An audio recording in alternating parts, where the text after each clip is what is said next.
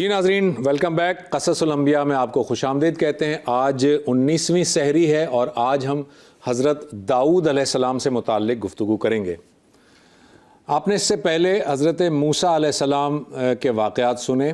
حضرت موسیٰ علیہ السلام وہ پیغمبر ہیں جنہیں اللہ تعالیٰ نے تورات دی تھی، اور یہ تورات کی جو کتاب ہے، اس کے جو 10 کمانڈمنٹس ہیں وہ لکھے ہوئے موجود تھے، جو ایک تختی کی صورت میں حضرت موسیٰ علیہ السلام کو اللہ تعالیٰ نے عنایت فرمائے تھے۔ یہ جو پیغمبر ہیں حضرت داؤد علیہ السلام، ان کو اللہ تعالیٰ نے اپنی کتاب زبور عطا کی تھی۔ حضرت داؤد علیہ السلام بنی اسرائیل کے وہ پیغمبر ہیں جو بچپن میں ایک اور پیغمبر اور ان کے ساتھی کے ساتھ موجود تھے۔ میں سب سے پہلے وہاں سے اس قصے کی ابتدا کرتا ہوں۔ میں نے آپ کو اپنے سب سے پہلے ایپیسوڈ میں بتایا تھا کہ اللہ تعالیٰ نے کم و بیش 1,24,000 پیغمبر اس دنیا میں بھیجے، لیکن ان 1,24,000 پیغمبروں میں سے صرف 26 پیغمبر ایسے ہیں جن کا ذکر قرآن مجید میں موجود ہے، اور ہم نے یہ بھی بتایا تھا آپ کو کہ انہی 26 پیغمبروں کی سیرت ہم اس قصص الانبیاء کے اندر بیان کریں گے۔ لہٰذا بہت سارے ایسے پیغمبر جن کا ذکر قرآن مجید میں موجود نہیں ہے، ان کا ذکر یا ان کا تذکرہ ہم قصص الانبیاء میں نہیں بیان کر رہے۔ لیکن حضرت داؤد علیہ السلام سے متعلق گفتگو کرنے کے لیے مجھے ایک اسرائیلی پیغمبر حضرت سموئیل علیہ السلام سے متعلق تھوڑی سی گفتگو کرنی پڑے گی۔ بنی اسرائیلیوں میں ایک پیغمبر ہیں جو کہ جن کا نام ہے حضرت سموئیل علیہ السلام۔ بعض لوگ سموئیل اسے پروناؤنس کرتے ہیں، بعض لوگ شموئیل پروناؤنس کرتے ہیں۔ تو یہ جو سموئیل علیہ السلام ہیں، یہ بہت زیادہ جب ضعیف ہو گئے، بہت بوڑھے ہو گئے، تو ان کی قوم نے یعنی بنی اسرائیلیوں نے حضرت سموئیل علیہ السلام سے یہ کہا کہ ہمیں دیگر قوموں کی طرح ہمارے لیے کوئی بادشاہ مقرر کر دیجئے۔ دیگر قوموں میں عام طور پر بادشاہ ہوتے ہیں، اور بادشاہوں والی قومیں جو ہیں وہ بڑی اچھی قومیں کہلاتی ہیں۔ ہمارا تو کوئی بادشاہ ہی نہیں ہے، آپ ہمارے پیغمبر ہیں لیکن آپ بوڑھے ہیں، ہمارے لیے بادشاہ مقرر کر دیجئے۔ حضرت سموئیل علیہ السلام نے ان سے کہا کہ تم بھی کیسے لوگ ہو، لوگ آزادی کو پسند کرتے ہیں اور تم کسی بادشاہ کی غلامی میں جانا چاہتے ہو۔ لیکن وہ قوم نہیں مانی، اور انہوں نے حضرت سموئیل علیہ السلام سے یہ مطالبہ کیا کہ ہمارے لیے ایک بادشاہ مقرر کر دیں۔ چنانچہ حضرت سموئیل علیہ السلام نے اللہ تعالیٰ سے دعا کی کہ یا اللہ ان کے لیے ایک بادشاہ مقرر کر دے۔ تو اللہ تعالیٰ نے ایک تدبیر کے ذریعے سے ایک بادشاہ اس طرح مقرر کیا کہ حضرت سموئیل علیہ السلام نے یہ بتایا اپنی قوم کے لوگوں کو کہ فلاں دن فلاں دروازے سے، شہر کے فلاں دروازے سے جو شخص سب سے پہلے داخل ہوگا، اللہ کی طرف سے وہ تمہارا بادشاہ مقرر کیا گیا ہے۔ لہٰذا اس دن لوگوں نے دیکھا کہ جو شخص اس دروازے سے صبح داخل ہوا اس کا نام تھا طالوت۔ یہ جو طالوت ہے یہ پیغمبر نہیں ہے، یعنی کہ یہ اللہ کے بڑے نیک بندے تھے، لیکن عام طور پہ ہمارے علماء ان کو پیغمبر نہیں کہتے مگر اللہ تعالیٰ کا برگزیدہ بندہ کہتے ہیں۔ تو یہ جو طالوت ہیں، یہ جب وہاں سے داخل ہوئے تو حضرت سموئیل علیہ السلام نے بنی اسرائیلیوں سے کہا کہ یہ تمہارے بادشاہ ہیں۔ اب وہ اپنے جو یوں کہہ لیجئے کہ جو اسٹیٹس تھا، سوسائٹی کے اسٹیٹس کے لحاظ سے، وہ اسٹیٹس کے لحاظ سے کافی نیچے تھے، لیکن بنی اسرائیل کے لوگ جو ہے وہ اس اسٹیٹس کی وجہ سے ان کو تسلیم تو نہیں کر رہے تھے، مگر حضرت سموئیل علیہ السلام نے ان سے کہا کہ تم لوگوں نے خود ہی بادشاہ کا مطالبہ کیا تھا، لہٰذا اللہ تعالیٰ نے انہیں تمہارا بادشاہ مقرر کر دیا ہے۔ تو یہ جو طالوت تھے یہ اللہ کے بڑے نیک بندے تھے، اور طالوت جو ہے وہ بنی اسرائیلیوں کو اب لیڈ کر رہے تھے کیونکہ وہ ان کے بادشاہ بنا دیے گئے تھے، جبکہ حضرت سموئیل علیہ السلام جو ہے وہ بوڑھے ہو چکے تھے اور ان کے جو ہے وصال کا وقت بالکل قریب تھا۔ حضرت سموئیل علیہ السلام جو ہے ان کی جب انتقال ہوا تو اس کے بعد یہ طالوت ہی نے اس پوری کی پوری بنی اسرائیل قوم کو لیڈ کیا۔ سب سے پہلے ذرا میں آپ کو یہ بتا دیتا ہوں، یہ ایک پکچر دیکھیے، یہ پکچر ایک آرکیولوجیکل سائٹ ہے جس کے بارے میں کہا جاتا ہے کہ یہاں پر حضرت سموئیل علیہ السلام کا مقبرہ ہے، اور یہ یروشلم میں موجود ہے۔ آپ کو یہ پوری سائٹ نظر آ رہی ہے، یہ سائٹ کے اندر اب آپ ایک دوسری پکچر دیکھیں، وہ اسی سائٹ کے اندر ہے، اور یہ ایک مسجد کی پکچر ہے۔ اس مسجد کا نام ہے مسجد سموئیل، اور یہ ایک تیسری پکچر دیکھیں، اس تیسری پکچر میں مسجد کے اندر کا حصہ ہے، صحن ہے یہ، اور یہاں پر آپ کو ایک مقبرہ نظر آ رہا ہے۔ یہ مقبرہ بتایا جاتا ہے کہ یہ حضرت سموئیل علیہ السلام کا مقبرہ ہے۔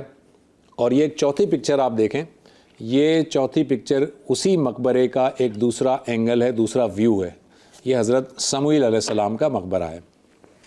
بہرحال جب حضرت سموئیل علیہ السلام کا وصال ہو گیا، اور آپ کو پتہ ہے کہ طالوت جو ہے اسے بادشاہ بنا دیا گیا تھا بنی اسرائیلیوں کا، تو ایک مرتبہ ایسا ہوا کہ طالوت نے دیکھا کہ سامنے ایک دوسری قوم ہے، اور وہ قوم جو ہے وہ بنی اسرائیلیوں سے جنگ کرنا چاہتی ہے اور جنگ پر آمادہ ہے، اور اس قوم کا وہ جو دوسری قوم تھی اس کے سردار کا نام تھا جالوت، انگلش میں اسے جولیٹ کہتے ہیں۔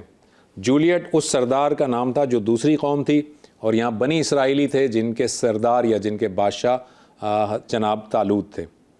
تو طالوت نے اپنی فوج کو یعنی بنی اسرائیلیوں کو تیار کیا اس جالوت کی فوج سے لڑنے کے لیے، اور اس بنی اسرائیلیوں میں سے ایک نوعمر لڑکا تھا جو کہ 10-12 برس کا تھا، جس کا نام داؤد تھا۔ ان داؤد نے جناب طالوت سے کہا کہ میں بھی اس جہاد میں حصہ لوں گا اور میں بھی جالوت کی فوج سے لڑوں گا۔ حضرت طالوت نے جناب داؤد کو یہ کہا کہ تم ابھی بچے ہو، چھوٹے ہو، تم اس کا مقابلہ نہیں کر سکتے، مگر وہ بضد رہے کہ نہیں میں بھی اس جہاد میں شریک ہوں گا۔ لہٰذا ان کے ضد کرنے پر طالوت نے انہیں بھی اپنی فوج میں شامل کر لیا۔ یہ جو بچے تھے جو 10-12 برس کے تھے، ان کا نام تھا داؤد، اور یہی ہیں حضرت داؤد علیہ السلام۔ یہ حضرت داؤد علیہ السلام جب بچے تھے تو یہ عام طور پر بکریاں چرایا کرتے تھے، اور یہ غلیل ان کے ہاتھ میں ہوتی تھی، اور جب بکریوں پر کبھی کوئی بھیڑیا حملہ کرتا تو یہ دور ہی سے بیٹھے ہوئے غلیل سے نشانہ لگاتے تھے اور بھیڑیوں کو اور درندوں کو مار کر بھگا دیتے تھے۔ یعنی ان کا نشانہ بہت صحیح ہوتا تھا، اور غلیل سے یہ اپنے شکار کو جو ہے وہ ہٹ کر دیا کرتے تھے، انہیں ٹارگٹ کر لیا کرتے تھے۔ تو بہرحال یہ جب طالوت کی فوج اور جالوت کی فوج آمنے سامنے آئی تو جالوت جو کہ لشکر کا سردار تھا اس نے للکارا، اور یہاں سے حضرت داؤد علیہ السلام نکلے اس جالوت کو مقابلہ یا چیلنج کرنے کے لیے۔ جالوت نے دیکھا کہ یہ چھوٹا بچہ ہے اور مجھے چیلنج کر رہا ہے، تو جالوت نے بہت طنزیہ انداز میں کہا کہ تم سے میں بات ہی نہیں کرنا چاہتا، تم تو بہت چھوٹے سے بچے ہو، تم کیا ہو میرے سامنے۔ تو حضرت داؤد علیہ السلام نے وہی اپنی غلیل نکالی، اس میں پتھر رکھا اور نشانہ لے کر جالوت کے سر کا نشانہ لیا اور جالوت کے سر کے ٹکڑے کر دیے۔ اس غلیل کے پتھر نے جالوت کے سر کے ٹکڑے کر دیے، اور یہاں سے حضرت داؤد علیہ السلام کی جواں مردی کا یہ پہلا مثالی واقعہ ملتا ہے۔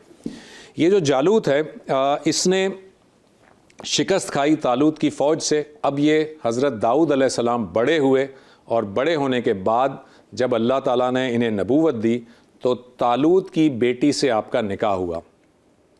یہ بات یاد رکھیے کہ اللہ تعالیٰ نے حضرت داؤد علیہ السلام کو نہ صرف یہ کہ نبوت عطا کی، انہیں بادشاہت بھی عطا کی، اور انہیں اپنی کتاب زبور سے بھی نوازا۔ حضرت داؤد علیہ السلام کو اللہ تعالیٰ نے نہ صرف یہ کہ زبور عطا کی تھی، بلکہ آپ کی آواز کے اندر اتنا سحر موجود تھا کہ جب آپ اس زبور کی تلاوت کیا کرتے تھے، ناظرین بہت امپورٹنٹ بات، جب آپ اس زبور کی تلاوت کرتے تھے تو چرند، پرند، جانور، درخت اور پہاڑ آپ کی اس زبور کی تلاوت کرنے سے جھوم جایا کرتے تھے۔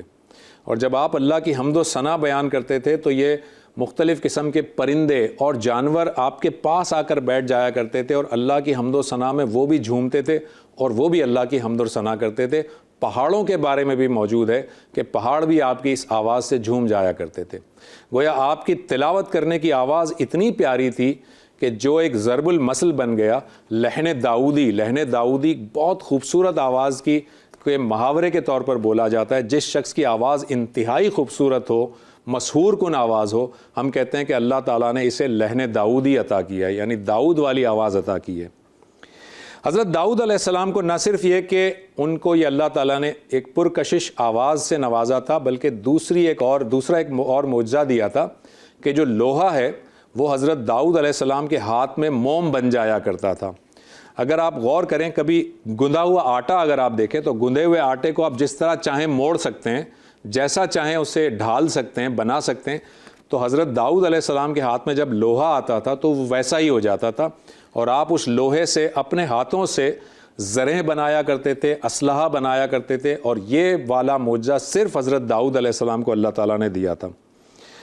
حضرت داؤد علیہ السلام کی ایک اور سیرت میں یہ بات پتہ چلتی ہے کہ آپ مسلسل روزے رکھا کرتے تھے۔ مسلسل روزوں کا مطلب یہ کہ آپ ایک دن روزہ رکھتے تھے، ایک دن چھوڑ دیتے تھے، پھر اگلے دن روزہ رکھتے تھے، پھر چھوڑ دیتے تھے، یعنی آپ آلٹرنیٹ ڈیز میں روزہ رکھتے تھے۔ اور اس طرح سے جو روزہ رکھنے کی بات ہے یہ صوم داؤدی کہلاتا ہے، یعنی حضرت داؤد علیہ السلام کے روزے رکھنے کا طریقہ یہ ہوا کرتا تھا۔ ناظرین، آپ کے سامنے ایک پکچر نظر آ رہی ہے، یہ ایک ماڈل ہے، اور یہ ماڈل ہے، ذہن میں رکھیے گا، یہ کوئی کھنڈرات نہیں ہے، ماڈل ہے جو وہاں پر میوزیم میں رکھا ہوا ہے، اور اس ماڈل میں یہ بتایا گیا ہے کہ حضرت داؤد علیہ السلام کو چونکہ اللہ تعالیٰ نے بادشاہ بنایا تھا تو آپ کا محل جو تھا وہ اس طرح کا ہوا کرتا تھا۔ حضرت داؤد علیہ السلام کے بارے میں ایک بات اور بتا دیں کہ آپ جو ہے، آپ ہی کی قوم کے بارے میں کہا جاتا ہے کہ آپ ہی کی قوم، جب آپ حضرت داؤد علیہ السلام اپنی قوم سے رخصت ہوئے تھے تو آپ کی قوم نے سبت کے دن کی جو ہے وہ گستاخی کی تھی اور سبت کے دن کی وائلیشن کی تھی۔ سبت کا دن کیا ہے؟ سیٹرڈے کا دن۔ سیٹرڈے کے دن کو اللہ تعالیٰ نے بنی اسرائیل کے لیے خاص کیا تھا، اور بنی اسرائیل کو کہا تھا کہ سیٹرڈے کے دن وہ کوئی دنیاوی کام نہیں کریں گے، کوئی شکار نہیں کریں گے، صرف اللہ کی عبادت کریں گے۔ لیکن بنی اسرائیلیوں نے حضرت داؤد علیہ السلام کے جانے کے بعد اس کی وائلیشن کی، اور کچھ لوگوں نے سیٹرڈے والے دن مچھلیوں کا شکار کرنا شروع کر دیا، جس کی پاداش میں، جس کے عذاب میں ان لوگوں کو اللہ تعالیٰ نے بندر اور سور بنا دیا۔ ناظرین، یہ بندر اور سور واقعی بنا دیے گئے، فزیکلی بنا دیے گئے، انسان کے بجائے ان کو بندر بنا دیا گیا، انہیں سور بنا دیا گیا۔